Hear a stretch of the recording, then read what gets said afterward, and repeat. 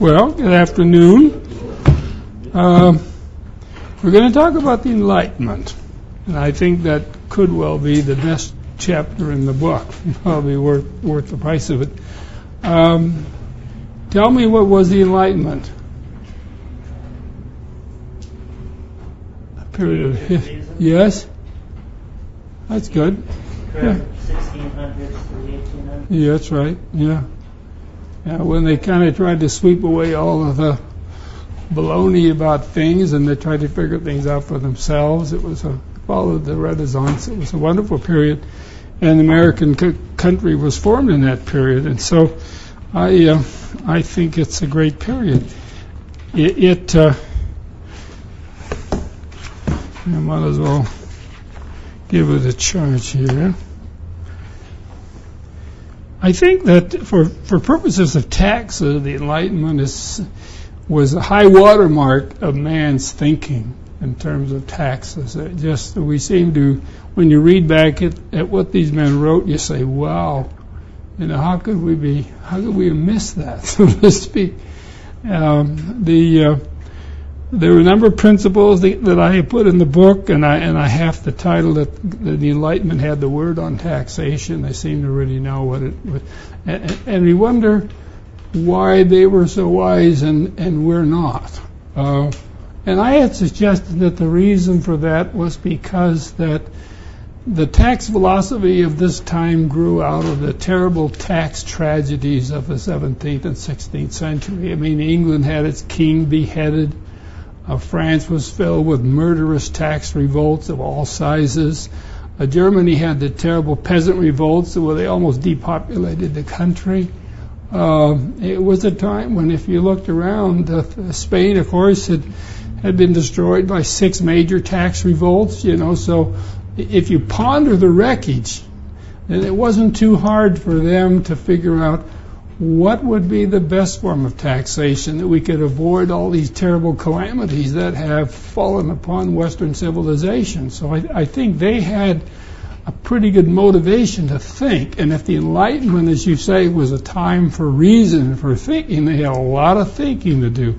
It wasn't going to solve the problem by looking back to some ancient sage of 2,000 years ago or some particular. They really had to think, and they did think. That thing that impresses me so much, that they came up with such terrific wisdom. And the one that there were so many of them. Jefferson himself would be a child of the Enlightenment, although we don't use him particularly in here. But the one first principle that I like was the principle that government is at best a necessary evil. How many of you have pondered on that problem? Yes. Go ahead. Well, the argument is, do you need government? How much government? And if you do need government, how much government do you need? And that's the debate that lasts right up till today, and we continue to talk about. Do you need some sort of a coercive force to make sure that human beings are doing the right thing? Now, okay, if you need government, then where do you stop? Isn't that the next question? I mean, do you stop with a police power to protect you from common crimes and a few things like that, or do you go all whole hog like the Soviet Union did, and you figure that the government owns everything, including your socks? I always like that expression. But it was certainly a society of slavery. And my father-in-law, who was a Russian, and I met him before he died, and he just said, we're nothing but slaves. You're referring to life in the Soviet Union. He died before the Soviet Union. And he was quite right. We're nothing but slaves here. And the interesting thing about him is that he made some derogatory remark about Stalin and about communism, and they picked him up in the middle of the night, and he disappeared for 2 years. And he probably never would have got out of it if it hadn't been for his brother, who was a communist and in the party. And when I talked to him, before he died. A couple of things interesting. At that particular time, if you went to the Soviet Union, there was pictures of Lenin all over the place. You know, they were just hanging around. Well, we see that in a lot of totalitarian regimes. Certainly Saddam Hussein was there, he was, and so forth. So I asked him, I said, what do you think of Lenin? Because there was kind of a feeling at times from my education that maybe he wasn't so bad. You know, maybe Lenin wasn't. But you know what his answer was? When I look at him, it makes me want to vomit. That was his answer. And then he said something that is so wise and should and probably I guess would come as a great surprise to our Sovietologists, or whatever we call those so-called experts in the State Department and the Communist Department and so forth. He said that communism will not last to the end of the century. I will not live to see it, but you will. Mark my words. Now, nobody would have believed that. This would have been 1971 when I saw him last. Nobody would have believed that. Hell, communism was going to last 1,000 years. You know, remember Hitler's right? Well, this was, and it was a powerful state. You know, you as you came in from the outside. I remember the first time I visited the Soviet Union, I thought I was checking in San Quentin or something. I mean, boy, it was really sobering. And then when you left, you also thought you were. The interesting thing, the 2 times I was in the Soviet Union, when the plane took off from Moscow, everybody clapped. No, really, it was spontaneous. It didn't when I went out. Isn't that true? Yeah, and I asked the flight, and he says, "Oh yeah, probably 9 out of 10." And I said, "No, there was nothing arranged." No, a lot of times you might clap because you make a bad landing or something. We all clap because it's a tremendous relief. When the plane took off, we said, "Oh my God, we made it!" You know, this was sort of your feeling. That's amazing. I've never talked to it. No, I did it twice, and both times it claps. And the funny thing about my poor wife, you know, she went to the Audible embassy, and they said, "We know all about you. You know, we have a file on you." Yeah. So when the plane flew, as you may not have noticed, but after you go a while, the plane makes a turn because of the corridors it has to fly over. And as soon as the plane turned, you thought they were going back to take her. And anyway, but he was okay. I asked him about his experiences in prison, and he said, and you know, having been sent there because he said, if I had to do it over, I'd do it over. I mean, he was a real anti-communist in a sense, but he was very successful. They lived very high. He was an electrician. He traveled around to some of the big power units and was a very smart guy. But boy, he said, don't.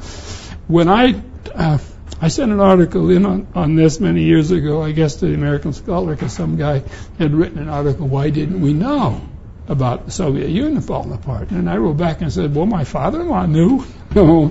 He said it wouldn't last to the end of the century. Boy, he sure pegged that right, didn't he? Yeah. But he didn't have much use for communism as a force system. Yes? Question on both those points. Was it mainly about Westerners or mixture of Russians? No, we were all Westerners. All Westerners. Yeah. Mine was KLM and the other one. But it was always the same. You always clapped when the plane took off, and it was because they were. I was with Aeroflot. Where? Pardon? Aeroflot. Oh, yeah. We did not clap that. That was the other side.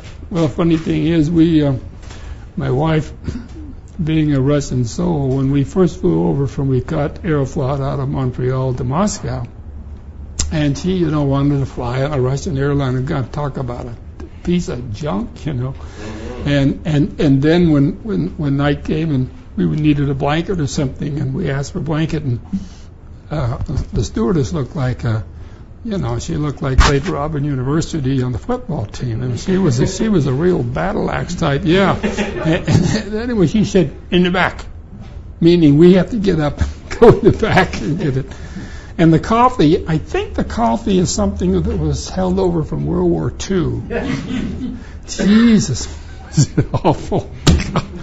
And when we landed in Paris, the first thing we wanted was a good cup of coffee. Of course, the French have, the greatest there is. So, but I think that the view of the Enlightenment is that government is a necessary evil, and when it's not at best, and at worst, it's an intolerable one. We have a bureaucratized society, and I think we just never realize that thing. And his point was, and this Thomas Paine, when government gets too big,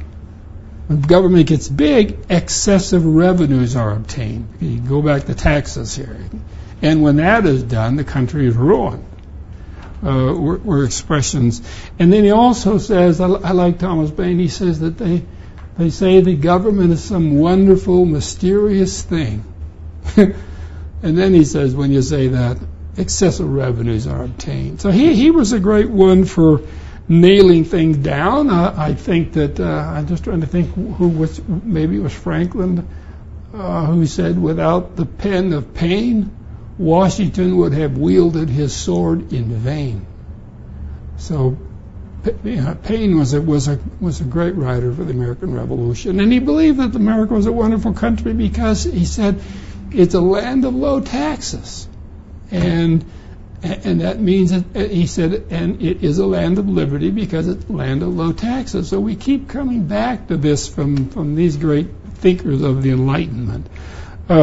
He talked about revolution. He says revolution was necessary to bring in a government that is less expensive and more productive. We keep getting this less expensive stuff in here. And he said that government is just when taxes are few. So when you read this stuff and you look at our own society today, you say, boy, how come none of that ever rubbed off on anybody around here? But that was certainly the philosophy of Paine. I like Paine too, because he thought that he had such great hopes for America because we were a land of low taxes, and it always boiled down to that. Because the moment government got big, you had too much taxes. When you had too much taxes, then of course you had excessive revenues, and you lost your freedoms and your liberty. And Europe was such a marvelous example, for them to look at. So that's the first principle that those of you who have the book, it's on page 282. The second principle, which I have focused on, is the imaginary wants of the state. It's an interesting concept. And this is from Montesquieu in his wonderful book, The Spirit of the Laws. And he talks about he said the revenues of the state are a portion of each subject gives of his property in order to secure the enjoyment of the remainder. Now, that's always been a basic rule of why we have tax. So you give up some of your property in order to have the protection of the remainder. And that's old stuff, in terms of tax philosophy. Then he says, to fix these revenues in a proper manner, regard should be had both to the necessities of the state and those of the subject. And then it says, the real wants of the people ought never to give way to the imaginary wants of the state. A little interesting idea. And then he talks about the imaginary wants of the state. He said the imaginary wants of the state are those that flow from the passions and from the weakness of the governors. So, your men in Congress and your men in the state legislature are from the charms of an extraordinary project, from the distemper of vain glory, and from certain impotency of mind incapable of understanding attacks of fancy. Boy, that sure does say a lot about our politicians, doesn't it? And then often it happens that the ministers of a restless disposition have imagined that the wants of the state are those of their own little ignoble souls. Wow. And then in my book, I made an application of this, and I made it to Vietnam. I saw in Vietnam a perfect example of what was said here, and it was such a great tragedy in our history. It would be worth thinking. I said, the charms of an extraordinary project, which was America's hegemony over Southeast Asia. The distemper of vainglory, what we might call manifest destiny over the Orient. Attacks of fancy, America's abilities to succeed where France had failed. So, I kind of spell it out. It's all here, except the real wants of the people. I don't think the American people wanted to get involved in Vietnam. Yes? Maybe you could tell me your take on this. Different people's worldview, where they're coming from. But I have a leftist younger brother who always brings up the example of, well, in London at a certain time period, they were dying like flies from disease. Well, the government put in a sewer system.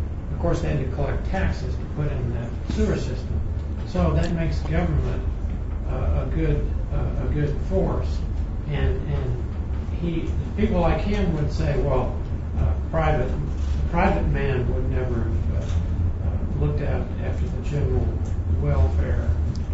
What kind of things would you throw back at somebody like that has that point? Yeah, go ahead. The state should only do that which the people cannot do for themselves. Some company would be very happy to build that sewer system and charge the householders for the use of it. Yeah, and the interesting thing about the sewage, this is so interesting you brought this up, because remember I mentioned the article I wrote about Elizabeth I that was in the Washington Post. One of the people that wrote in and said, because I mentioned her tax policy, well, she should have charged more taxes so they could pick up the garbage and not have the plague, so forth. Now, there's a couple of things wrong with that. It wasn't the garbage that caused the plague. In the 19th century, the British made some studies, and they noticed that the plague and the deaths of the plague were along the Thames. And as you got away from the Thames, the plague disappeared. And the reason was because they were throwing all of the human refuse into the river. And then people were drinking it, and they would get these terrible diseases. So in that sense, it wasn't the garbage. The second thing wrong with that was that the city of London was richer than she was. And if anybody's picked up the garbage, the city of London should have picked up the garbage. It was their problem, not hers. She was the Queen of England, but she wasn't the ruler of London. But it just shows you how people will go after something, you know.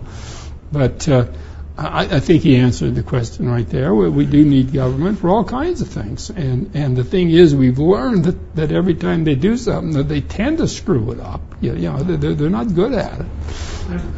Well, the other side will make hay with things like, now the British rail system. They're giving people hell about how the services declined terribly because of privatization. Mostly, when you say most of the time, privatization works better than... Yeah, it usually does. Yeah. But they'll also always point out the minor number of failures as a reason not to go ahead and continue more and more privatization. Seems like...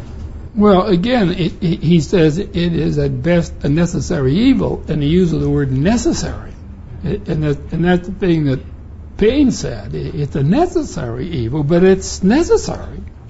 At best, it's necessary, but then at worst, you go beyond that, and you end up with things that are, you know, you can have a rail system. What was it? They said that Mussolini said the one thing he did was good. He made the trains move on time. I don't know the story of that, but I can't help but also say that the famous study, which involved the contamination of the water in London because of cholera, was a physician by the name of John Snow. John Snow was totally independent of the government, and I think the real irony is that his legacy is manifest in the John Snow Foundation, which is now very involved in combating HIV/AIDS in Africa, and they have always been scrupulous. They will not take a penny from any government for that very reason. Give that to your brother. Well, I think that you can think of so many examples of where the state does stuff and it turns out to be such a mess. At least we have in America been pretty good about keeping the government out of businesses, about airlines and things like that. We've done a pretty good job in that department. And in a lot of countries, the first thing you want is a national airline, and then the second thing is you never want to fly it. Well, they've all failed. I know. I remember. Oh, yeah. Good example.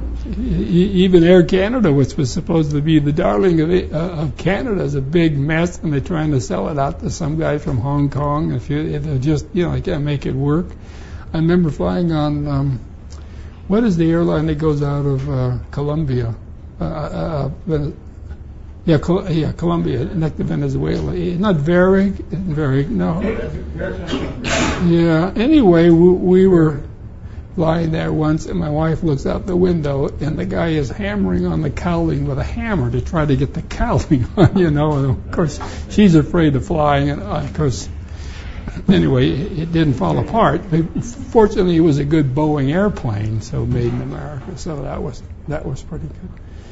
But I think then we do have the government has all these wild, unhealthy ideas that we get sucked into, and I think Vietnam was probably one of the worst ones because of the terrible tragedy it was to the American people and to our country and our faith in ourselves and our young men. I lost some friends over there that were killed, and even in the Korean War, I lost two of my high school buddies over there, killed there, and that was a senseless war, and in many ways but anyway, so that's the imaginary wants of the state, and I think that makes good sense.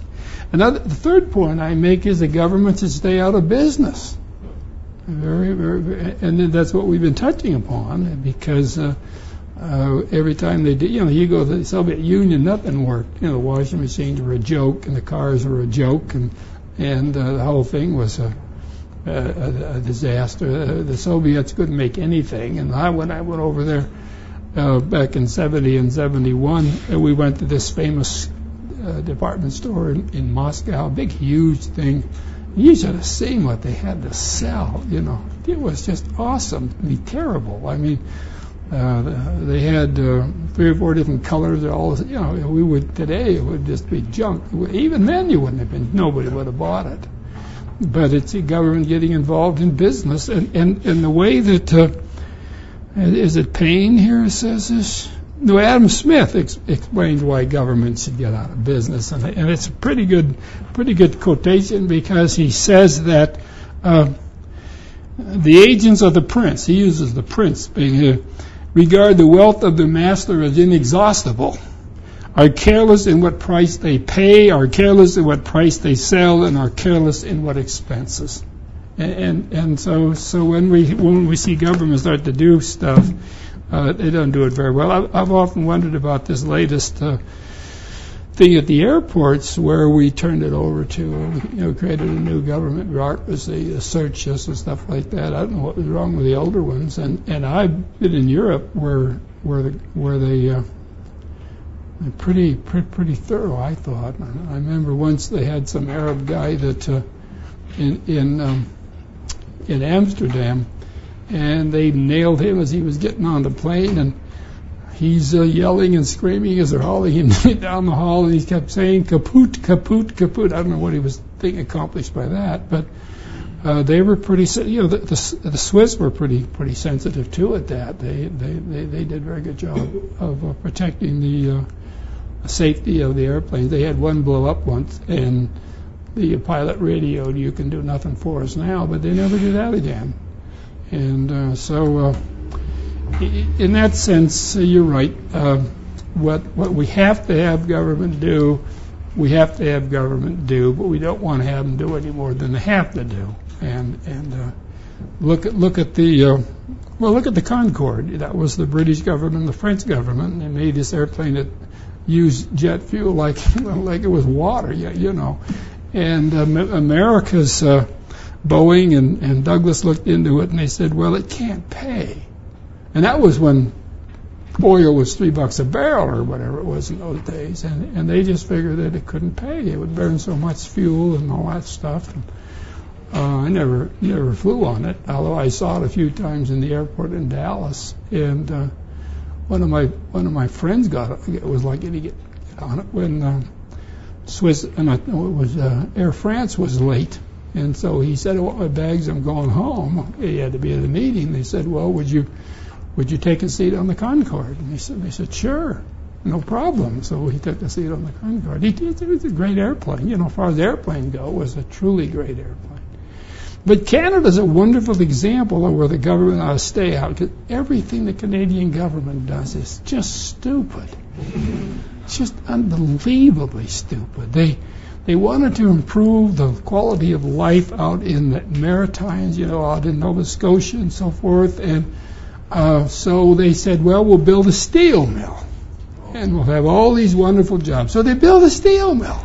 You can go see it today, just sitting there empty. It was not economical to produce steel there and distribute it. It's a very competitive world with steel. But that's just one example. They built an airplane called the Arrow. It was, after the war, it was a jet fighter plane. And to this day, they moan and groan about the fact that it was a flop. Even have a book you can buy showing pictures of it and everything, but it couldn't compete against America's jets, the fighter planes that we were producing, and we just had the wherewithal and all the experience and testing and everything to make a better airplane, and the Canadians are still mooning about it. And then they have the rail system, and that turned out to they used to have the trains right in where we live, and you could hear every Thursday, hear choo choo choo as the train came in, but nobody was in it. Finally, they shut it down, and again, that's Canadian government doing things. But the Canadians are kind of socialist people. They don't have a great love for capitalism, and they think the government should do everything. We have a wonderful system of medicine. The important thing is don't get sick and don't try to use it. But it's all free. Really, you'd be surprised at the throwbacks we got up there. I remember years ago, I was in government medicine in the Cayman Islands because that was government medicine, and I had a sore shoulder, and they kept sticking me with cortisone. And finally, one day when I was changing planes in Jamaica, I got the taxi to take me down to anybody, because I had this chronic pain in my shoulder, and I got a black doctor down there who was educated in the States, and he asked me if I'd changed my habits at all, athletic habits. And I says, well, yeah, I haven't played golf. He says, that's your problem. It's your left shoulder. You swing the golf club. He says, you just build up a lot of rust in there, to use a word. But he said, that's your problem. If you just exercise that shoulder, it'll go away. And he said, don't let anybody stick cortisone in it. And so there's a good example of a government medicine guy, and I was going in there all the time, and I was getting worse and worse, and all I needed to do was move my shoulder. And I think, I kind of give medicine a bad time, but I think in Canada we have government medicine, and I don't know, I don't think I'd want to be too sick and go in to see those guys. I think that the quality is really poor because it's government medicine. And America has the best medicine in the world because you have private doctors. And there might be some flaws in say here and there, but at least you don't have the government forms and everything else. Well, there's one advantage to your medicine. Pardon? There's one advantage to your medicine. Yeah. It keeps the hospitals in Detroit and Mayo Clinic full because they can't get the surgery in Canada. That's right. That's right. In fact, I was on a plane once flying from Washington to, I guess it was Detroit, and then it went on, or maybe it was Erie, and then it went on. And I sat next to a doctor, and he was the doctor that was dealing with admitting children with these terrible heart problems and that needed these terrible operations. And I say terrible, it's life-saving operations. And he said the hardest thing he has to do is when Canadians come down with their children, with their little children that have these disease, these heart problems. And I have to tell them whether or not they should pay and do it now or wait for their turn up in Canada, because they may wait too long. And he said, that's the hardest thing I have to do. And you see, it is because he had to wait your turn up there in order to get an operation. So, and that's true with medicine. But see, Britain has a little better system. They have a dual system. They have the public medical system, and then they have the private. So you can go to one or the other. The problem with Canada is that they made it illegal for doctors to get out of the system.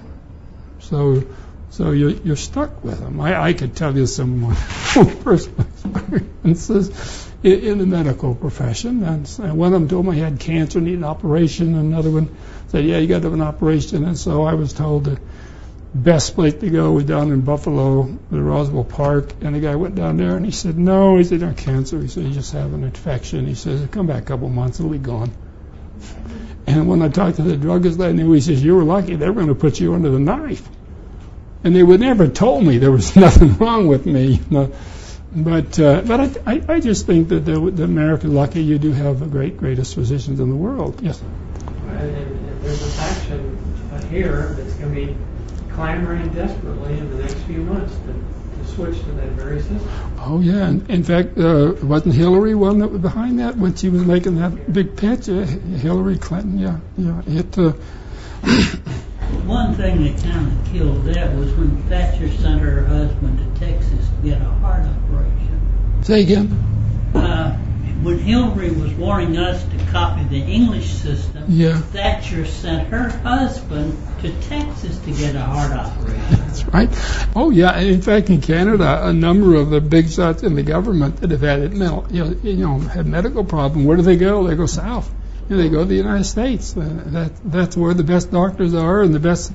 And the thing that also, I think there's a compassion that's totally missing in government medicine, and that's really interesting. When I had this problem, when I called up a specialist in America, never knew me from anybody, and he only knew one of his patients, and he spent 15 minutes on the phone talking to me about what we might do. You know, if nobody, I couldn't call up a Canadian specialist and talk to me on the phone. He wouldn't think about it. In the first place, I couldn't even see him without getting a reference from a general doctor. So I hope you guys don't throw in the towel on your medical system. It would be one of the great losses to civilization almost because of that. Well, let's go on a little bit, and when we got the point that governments should stay out of business, and Adam Smith said, princes, however, have frequently engaged in many mercantile projects and have been willing, like private persons, to mend their fortunes by becoming adventurers in the common branches of trade. They have scarce ever succeeded. And I think that just about says it. But the next one on the enlightenment that I have here is that liberty carries the seeds of its own destruction. Now, what do you think? Why do you think that is so? And so you wouldn't think so, would you? You know, if you have why would it carry the seeds of its own destruction? Well, the Enlightenment people, they studied things, and they said that liberty produces excessive taxation. You're nice and free. You have low taxes, so let's have high taxes. And when you produce high taxes, then, of course, you end up, they said, here's the way they put it, that abuse of liberty, which is in Montesquieu, he said, men living in a state of liberty tend to let their guard down and tolerate great taxes. But once granted, they discover that they cannot take a backward step. Now, isn't that what we've done? On the income tax rates, we thought they were great, and then we'll take a backward step, and then every time we try, everybody screams bloody murder. But anyway, he said, liberty produces excessive taxes, and excessive taxes lead to slavery. Now, what kind of slavery is he talking about? What do you think? He's not talking about chattel slavery like we had in the South. Well, he had it in the whole country at one time. Giving up a portion of your life. Pardon? Giving up a portion, at least, of your working life for someone else. Yeah, you're on the right track. He felt that we're talking here about, I think, tax slavery. And tax slavery is what you guys are struggling with when you find that you work for the government up until May of every year, and for the first 4 or 5 months you're a slave to the tax system. I think that's all he's talking about. I don't think it's that thing. But he says, men living in a state of liberty foolhardily grant their government the right to levy heavy taxes, and this in turn fosters evasion, and this in turn requires great punitive measures. And it is the consequences of these punitive measures that the country is ruined. Here's what they're saying. They're saying, okay, you're living in a state of liberty, you got low taxes, things are great, so you grant the government the right to tax, and you get the heavy taxes. Then you want to back off. And then that's when the government has to come in with the police powers to force the collection and to force your obedience. Yes? Somewhere in my files at home, I have a one sheet of paper, and it was I'm not sure if it was Roosevelt or one of his cabinet people or treasurer or something, proposed that they tax 100% of the income of people over a certain income level, 100%.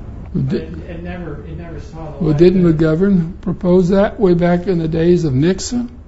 McGovern, wasn't that one of his principles, 100% tax at a certain level? I don't know about yeah, that. it was. Yeah, I'm pretty sure it was. It was at 90, I think. Huh? It was at 90. I don't know about when McGovern was running, but I think it reached 90 at one time. It was 91 when I was in law school, and then Kennedy brought it down to 70, and then it went down to 50 and then down to 28. It was in over 90% in the late 1930s. The only reason I remember that is that it was in Pennsylvania, because at that time I think the state of Pennsylvania had an income tax of about 6%, and for the first time they added an income tax to the state of Philadelphia, and when they tried to add that, it went to over 100% if you had the three kids. So they had to readjust it so that we could not go above 100%. Actually, Sweden had 102% one time, and not too long ago, because they had, on top of the normal tax, then they had this tax which was like unemployment insurance, that kind of stuff. They had added that on top of that. It came up to 102%. And this wonderful writer, a Swedish writer that wrote these books for children, she wrote to the government and published a letter that this is ridiculous, and that the Swedes are becoming alcoholics because they got so much stress over taxes that they're drinking themselves to death and a few things like that. And interestingly enough, at the next election, they threw out the government that had been in Sweden for 30 years over just the tax issue. What was the level of income to be taxed at 90% and up? Pardon? What was the level of income to be taxed at 90% and up? Maybe not many people earn that much money anyway. Yeah, well, what happened, of course, is that that's where the tax lawyers came in, and that's where you began to convert ordinary income to capital gains. And capital gains at a maximum of 25%. So this became the game, and they started creating more and more capital gain structures within the economy so that you could make a lot of money, but you would have to switch in the capital gains, but you could do it in many ways. I guess the most interesting one was L.B. Mayer, of Metro-Goldwyn-Mayer. He wanted to retire, and he wanted to get this huge lump sum, and he lobbied through Congress an amendment to the code that a retirement income distribution was capital gain. And sure enough, then he got his thing, and then that particular law disappeared. But that's all I can tell you, is that the name of the game was to convert ordinary income into capital gain. That was kind of fun, actually. But you could do all kind of interesting things. Very few people pay that 9%. Yeah. Well, just like Ronald Reagan, he started playing golf, and a lot of people did that. And in Canada, even recently, I have known, because our rates are so much higher than American rates, that a lot of physicians come August, September, they quit. Yeah, they quit. They quit. They don't pay it, and then next January they can start. Maybe because you're in the business. In fact, they aren't. Well, they could continue, but they can't pay anything through the provincial ceiling. So once you hit that ceiling, you paid your employees on it. Yeah, so that's it. You be zero. And that's the thing about it. It's one of the other principles is that heavy taxation is such an impediment to the economy and to the growth. It's just it's a sad situation. Well, anyway, the next principle of the Enlightenment that I've got down here is direct taxation are a badge of slavery, and indirect taxes are a badge of liberty. And Montesquieu wrote about that. It just seemed that this direct tax, a badge of slavery, that is old stuff. That goes back to the Greeks, and the Romans, and they believe that. But at least they came forward with it. And of course, we still have direct taxation. Doesn't bother us. And the reason is, here's Montesquieu's words are: capitation, that is direct tax on the individual, is more natural to slavery. A duty on merchandise is more natural to liberty, because it has no direct relationship to the person. So in other words, if you tax a thing and not a person, then that's an indirect tax, and that they seem to think that was a good deal. The other thing that I thought was quite interesting among the three great minds that wrote on this subject is that tax evasion was not a criminal act. It kind of bothered them that they made a crime out of tax evasion. And Montesquieu wrote about it. Adam Smith wrote about it. And Locke wrote about it. It seems a little interesting because we really made tax evasion bad. You evade your taxes and you're a bad guy. That this is a real lot of. But with these great minds, what they say is just a positive offense, and they express it in rather strong words. He says, this is Blackstone, the great 4 volumes of English Liberty that everybody read in those days. He said, recourse must therefore be had to extraordinary punishments for tax evaders to prevent it, and perhaps even capital ones, which destroy all proportion of punishment and puts murderers upon an equal footing with such as are only guilty of a positive offense. And it's kind of interesting because I've seen the evolution in the Bar Association. If you're convicted of tax evasion, then that's deemed to be a moral thing, and you can be disbarred and all that kind of stuff. But it wasn't that way years and years ago. It's only been recently, and I think the government wants to hammer on people to collect money. Go ahead. With any socialist system, the ability to evade tax is viewed as immoral, an enemy to the state, enemy to the common good. And one of the earliest things I can remember, the Soviet Union, a guy who was killed, he was a manager, and they were making these meat pies, and apparently they were taking a bit of the fat out and selling it on the side. He was profit, and they killed him for it. Yeah. So I think the more socialism you get, the more you see this happening. Another example, I guess, of liberty, but I think that attitude toward tax evasion now is quite different because it's becoming increasingly a controlled economy. Yeah. Here's what Montesquieu said. He talks about recourse, this is for tax evasion, must therefore be had to extravagant punishments, such as those inflicted for capital crimes. All proportion then of punishment ceases. People that cannot really be considered as bad men are punished as villains, which of all the things in the world is most contrary to the spirit of moderate government. But we do it. It's always fascinated me that we don't know when we make laws. Don't these guys know what these guys said? This is always wondering how come they're so dumb.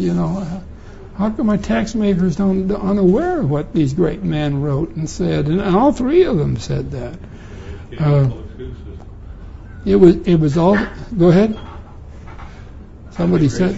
I said they were educated by the public school system. Yeah. Well, and Adam Smith defines a tax evader. He said, in every respect is an excellent citizen. Had it not been for the laws of the country that made that a crime which nature never meant to be. And then some of the analysis you can have is like Henry VIII. He manufactured over 200 felonies as regulatory matters, punishable by death. One was begging. He didn't like to see beggars around, so he made it a felony, and you could go to the gallows for begging. It was part of that zeal in government to create crimes that nature never meant to be. The next point among the Enlightenment, and this is an interesting one. I had some trouble with this one. Not trouble, I had some fun with it. Liberty, most dangerous enemy is arbitrary taxation. Now, what is arbitrary taxation? We read Hamilton wrote about it, and he mentions it as a. Let's see what Hamilton said. He's one of our better boys. He wrote this in 1782 in New York. Wherever a discretionary power is lodged in any set of men over the property of their neighbors, they will abuse it. Their passions, prejudices, personalities, likes, and dislikes will have the principal lead in measuring the ability of those to be taxed. So we do that today. The rich, the filthy rich, they should be taxed more than anybody else does. And arbitrary taxation seems to mean a lack of standards.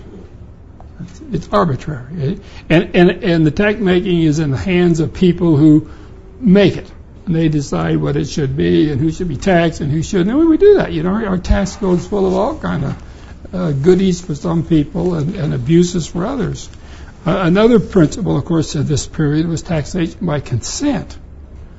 And American Revolution was certainly founded on that. In the Declaration of Independence, they wrote that talking about King George, he taxed them without their consent. But consent had to be real and genuine, and that's another thing. But going back into the Middle Ages, it was even the consent of the realm in Magna Carta was a real, honest, to goodness consent. It wasn't that you get together and you get outvoted. So I'm not quite sure just how that applies, but I know that one of the principles of arbitrary taxation, one is it lacks consent, and the other thing of arbitrary taxation is that taxes should be apportioned among the people by some definite standard, because once you abandon the rule of apportionment, then there's no amount of injustice you can do, because if you don't have a definite standard which government has to follow. Yes? Is that what you were saying about courts have lost the notion of even-handedness, of uniform across? Yeah. Is that the same? Yeah, same thing. That's really what these guys are talking about.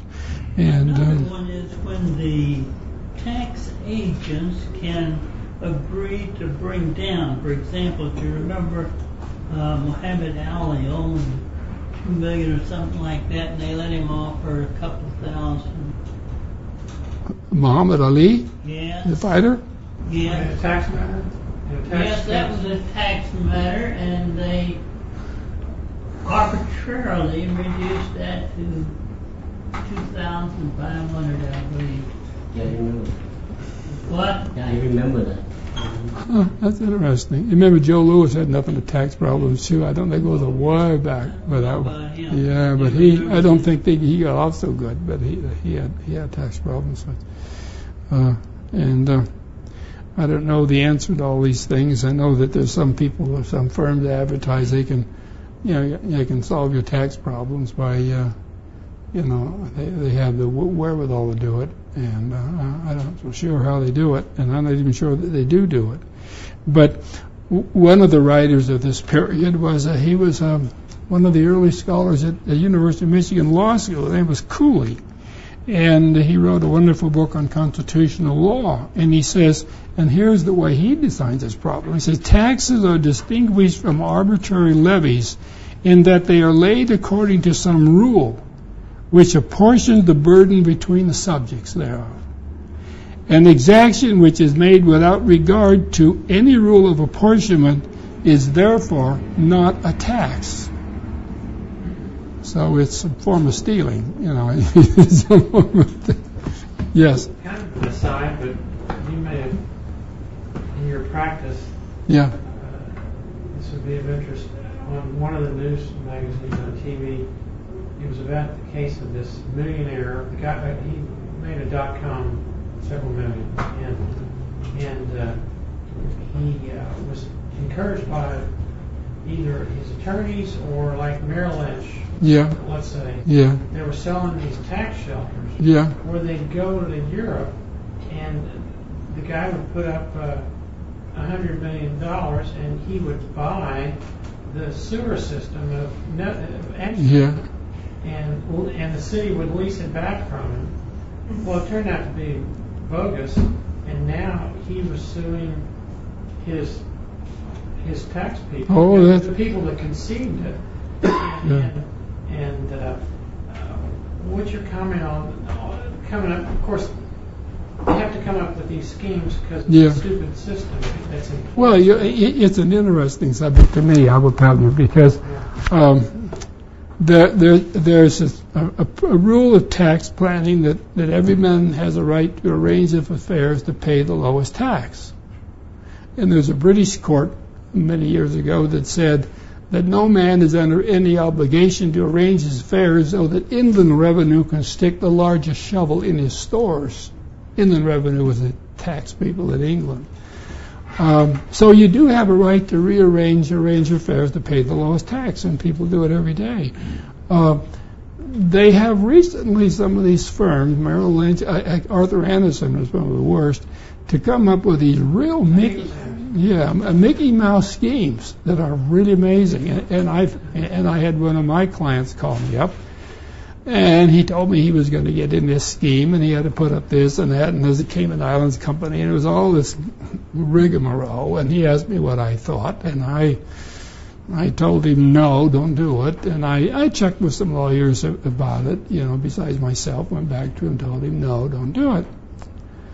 So I didn't hear from him, and then about 6-8 months later, he said that confession is good for the soul. He says, I went against your advice, and I did it. And now the IRS is on my ass. It's the same. But the thing was so silly. I mean, the structure, it had a technical logic to it, but the result was it lacked no economic substance. And one of the simple rules for these tax shelter deals, and it's been on the books, a law for a long time, is that it must have an economic substance to it. It must have a chance to make you some money, or it has to have that. And of course, this didn't have any economic substance to it, and so I. But they had surely they had some other opinions. This was Arthur Anderson. They had opinions. Yeah. It's the same mindset I see that Skilling and Fastow and Enron came up with these crazy schemes. Don't you see analogous to that? Don't forget that every one of those partnerships was approved by SEC in advance. Doesn't surprise me. Fastow has a good argument that they were legal because he took the plans to SEC.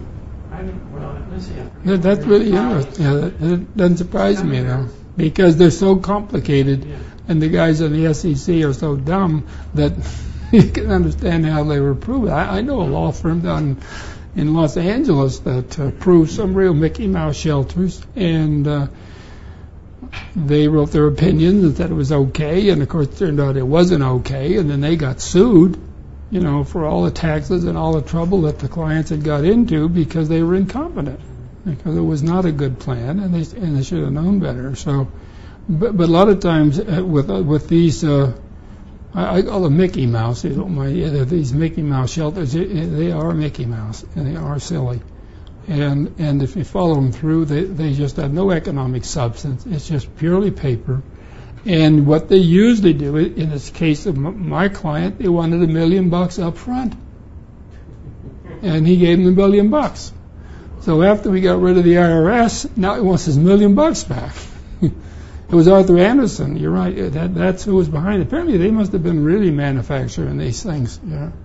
And then to charge you $1 million before they even do it, it wasn't.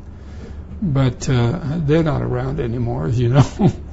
We got rid of them. So, well, we got off an interesting subject. He went to jail because of betraying his wife to get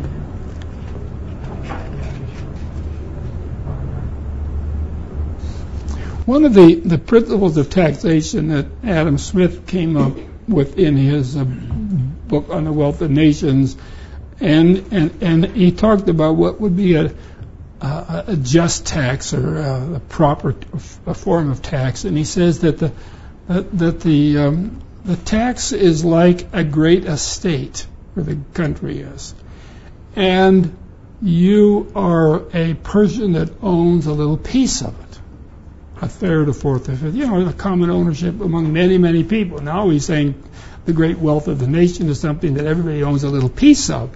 And the tax would be your little proportionate piece, the same as everybody else. So if you own a thousandth, then you figure out what's the cost of the government, then your bill would be a thousandth. And if you're a big one, then it would be a larger chunk. And he thought, Adam Smith said that this is equality in taxation. A good concept. I always thought it was. Well, any more of your interesting thoughts?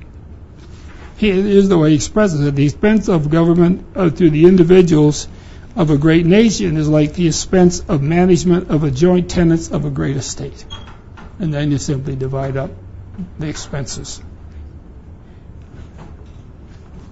Reminds you of a homeowners association. Yeah, same idea. Yeah.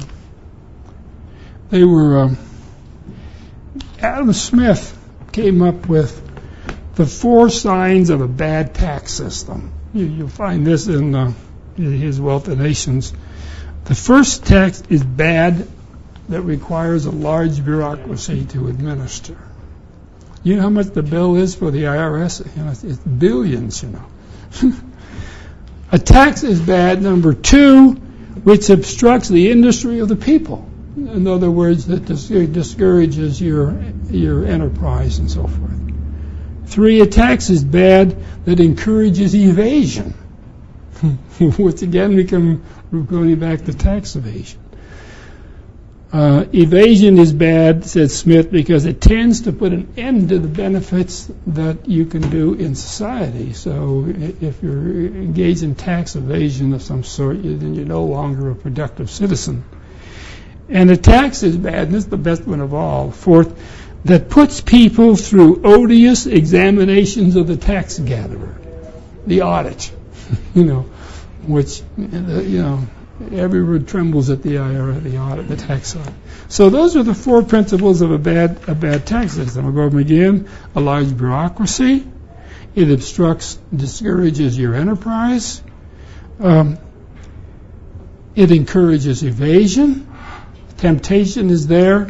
And finally, it puts you through odious examinations of the tax gatherer. And if you measure our system up against that, it looks like we qualify on all 4 points. Then there was another fellow that during this time, Lord Kames, and I was able to dig up his little book, and he wrote a book, The Principles of Moral and Political Philosophy, and in it he lists 6 things about taxation. These are the rules. 1, when the opportunity for evasion exists, taxes must be moderate. It is unjust for the legislature to tempt and then punish for yielding to the temptation. So if you're in a 90% tax bracket, there's a lot of temptation to beat that in one way or another. And if it's illegal, you do it illegally. Taxes are bad that are expensive to levy. It costs a lot of money to levy the taxes. Arbitrary taxes are disgustful to all. The amount paid is determined by the vague and conjectured opinions of others. And again, we come back to the term arbitrary. And to remedy the injustice of riches, the poor should be relieved of taxation. There's nothing wrong with that. And then he says, taxes which sap the strength of the nation should be avoided. Such taxes contradict the very nature of government, which is to protect, not oppress. And then taxes are bad, which require an oath, are to be avoided. Now, remember I mentioned Queen Elizabeth, a good Queen Bess, she got rid of the oath. And yet we had a Supreme Court case, I think it was United States versus Boyd back in the, I think 1870 or 80 or something, and it talked about ordering a person to it was a customs, a duty to fill out a form on their importation and then force them to make an oath that this was true. And of course, we do it all the time now. But his point was that requiring oaths for taxes is a very corrupting thing. An oath is a very sacred thing, and people who take an oath should take it very serious, because you're swearing to God, and the theory was that if you violate the oath, God will punish you. That was the theory, and when you took an oath. So the point that they make here is it's very corrupting to society to start using oaths for collection of taxes. Of course, we got it every time you turn around under penalty of perjury. You see them all the time. But so these are what the Enlightenment stood for. I think that since then we've had some interesting concepts that come in, like social justice. Another one is, which I love, of course, is the communist states like Red China, called the Democratic Republic. And all these communist countries use the word Democratic Republic, and hell, they don't even know what the word democracy means, and yet they put it in their titles. And the same thing is true with us, in that we at least don't do that. But yes, I'm done. The oath thing kind of intrigued me, your history on the oath, and what these guys had to say about it. Do you know if the early tax forms, 1913, whatever year they had to file, yeah. Do you know if they included an oath back in the early days of our tax system? Or? Interesting question. Yeah, probably did. Yeah, probably did. Yeah, that was it was interesting about that period, because President Roosevelt hated some of the blue bloods, in the East. Maybe you know the story of them, and he hated them, and so he was one who was somewhat the author of some of these brutal taxes against the rich, and he went after Andrew Mellon, who had been the Secretary of the Treasury during the 20s, and charged him with tax evasion, and they just went after him. Yeah, this is the FDR. Yeah, he was he didn't mind punishing his enemies. That's something that politicians like to do. Well, John F. Kennedy, he went after those people. He had the IRS go after people who complained about his being a Catholic. Many of those the Protestants who didn't like the idea of a President of the United States being a Catholic, and so he put them on the enemies list.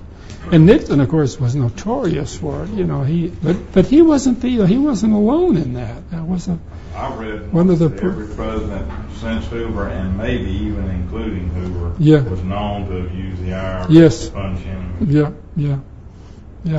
I think that was it's one of the current president. It was before he was elected president. I read that. I'm sure now he includes him. Who knows? Yes. The thing is, those things never. They do those things now real subtle. On the QT. It isn't done with in the old days. I remember, was it Ehrlichman who called in the IRS commissioner and he says, I'm tired of your goddamn foot wagging, and here's our list and go after these sons of bitches. This was the idea. I mean, Nixon's corruption was simply a high water mark in corruption. It wasn't a no water mark. I think Clinton, he had more or less a continuous investigation audit of the NRA. Something in excess of $1 million a year. Yeah, they use it, and it's too bad. And the problem, we have a lot of problems that they can get away with these things. And if you go back into history, one of the principles of Roman law that I liked was the Romans took the position that if you lied in a criminal prosecution, that you would be punished with the same punishment that the defendant would have got. So if it was a capital case, you get a death penalty. And today one of our biggest problems is lying, and particularly by police. It's really a tragedy, because when I was a real younger attorney, I was a public defender, and I had a chance to see, and I was really shocked that the cops would lie the way they did. But in Rome, they wouldn't be doing that because they really went after them. And sometimes if we would look back into ancient law, we'd learn some pretty good principles. You want to say something, or are you just scratching?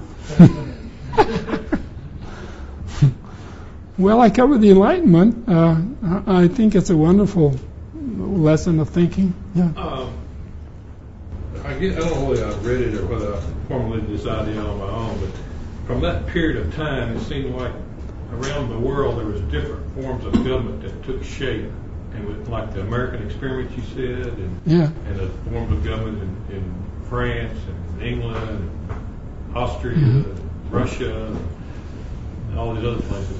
Was that an outgrowth of the Enlightenment, and was it a purposely set up by these people at that time to try these different experiments in government? It almost appears to me that there was somehow somebody that set up that. But well, the big leader was America. This was the leader of government and society was the United States, and the rest of Europe just looked upon them with great amazement and great admiration.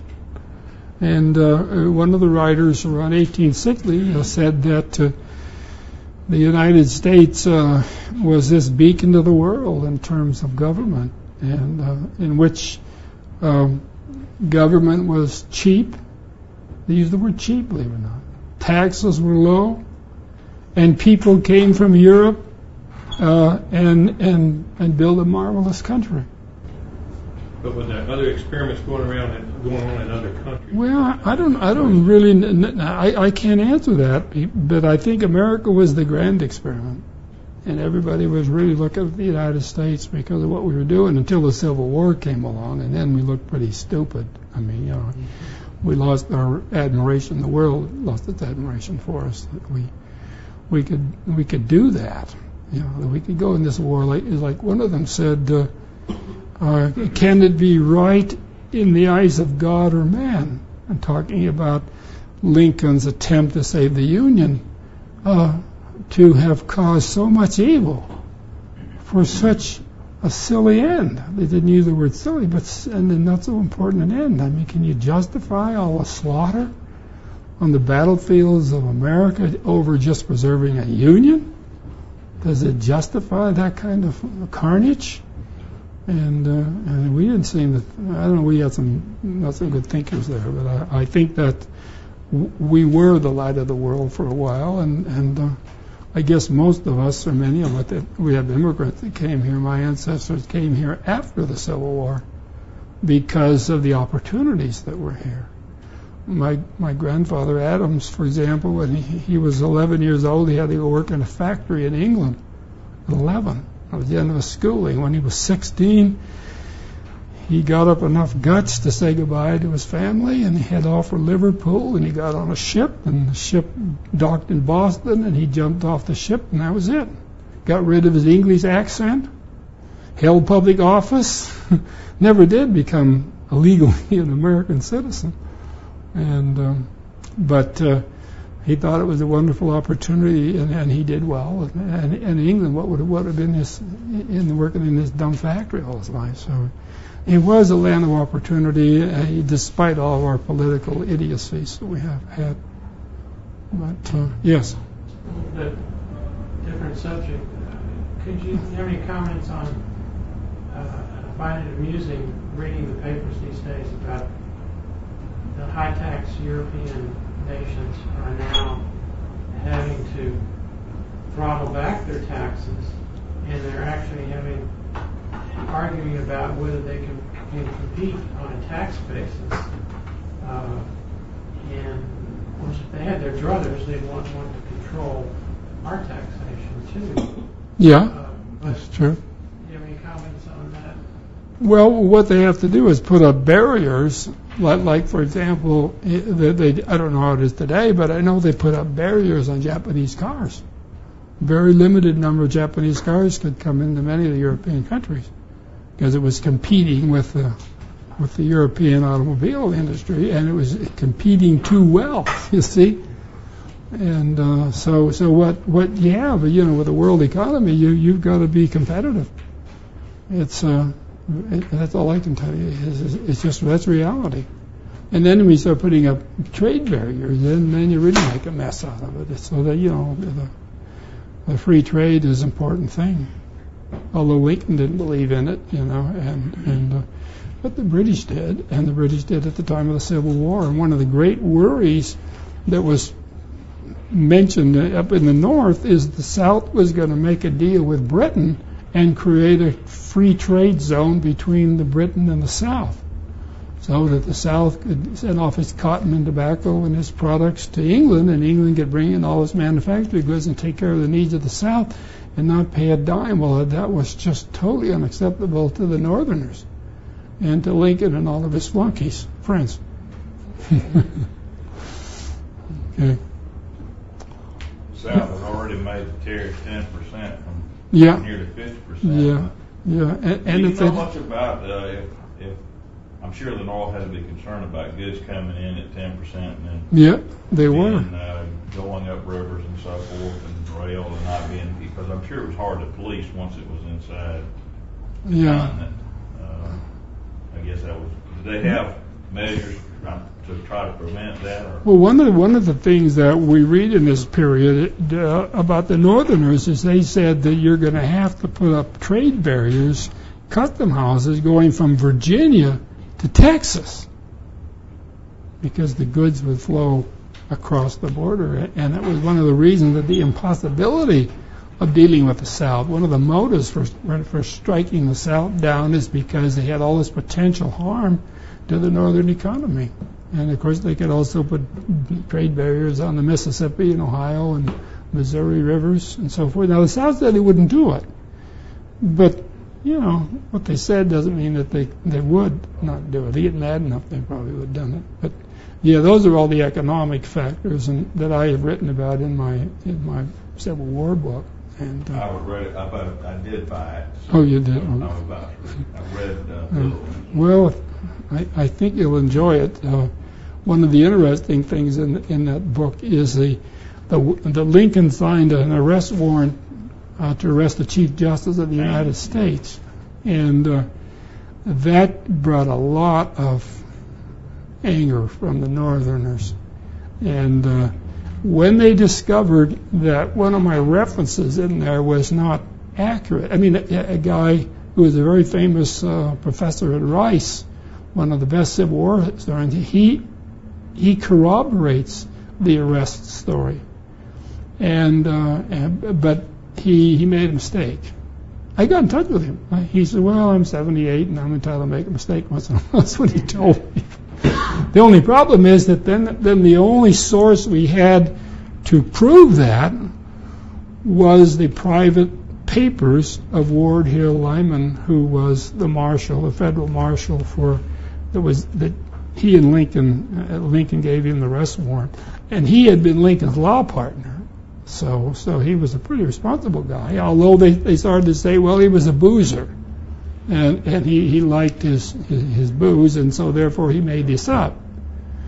And since he's the only one, boy, they were just so happy to go after me on that.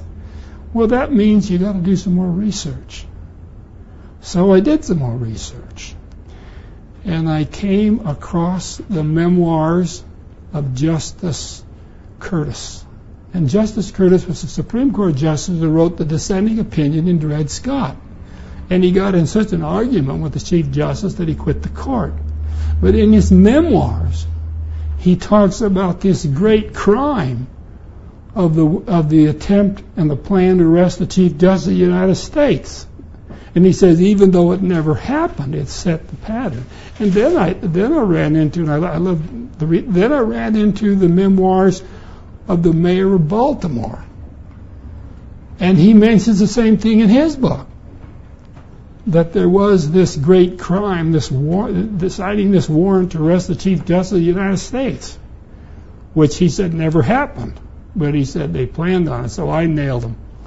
In research. But, sometimes you have to research. I sent him copies that never answered. I said, and they had a great time with that. I read about the Justice Curtis corroborated the story of the I forget the marshal story. Yeah, that was you got it from me. Wasn't it on Blue Rock? Yeah, that was where it was. Yeah.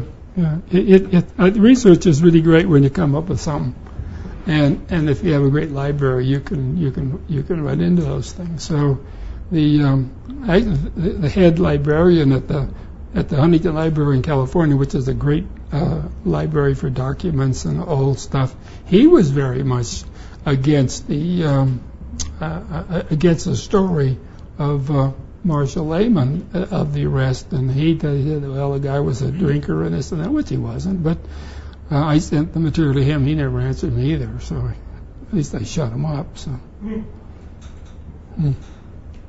Well, we'll talk a little bit about the Civil War tomorrow, I guess, and that's. I hope you all appreciate the Enlightenment. I think these men were so brilliant, and there was a high watermark in tax thinking. Yes. One question that you mentioned this morning, I forgot to ask. When you were talking about in England, but I guess it would be many countries around the 1700 about the property taxes regarding houses. Yeah. When I was in France, and I know the same thing is the case in England, the buildings in towns were up one story, and then with the second story, they extend outwards. And I thought maybe it was just for architectural reasons, and they said, oh no. Said the property taxes there was based on the footprint of the house and the square foots there. So what you did, you put a house on the main floor, and then the next story you extend. Have you ever been able to confirm that, or was it just? Well, I wouldn't doubt it at all. There's a picture in your books, and it shows a typical house. Yeah. You see the street, and then by the second story, it goes out again. And so many of them did. Yeah, actually, that was a fairly common. There were so many interesting efforts to beat the land tax, the housing tax. Like in Russia, for example, they taxed the peasants, so the peasants then just boarded up one side and just had one door.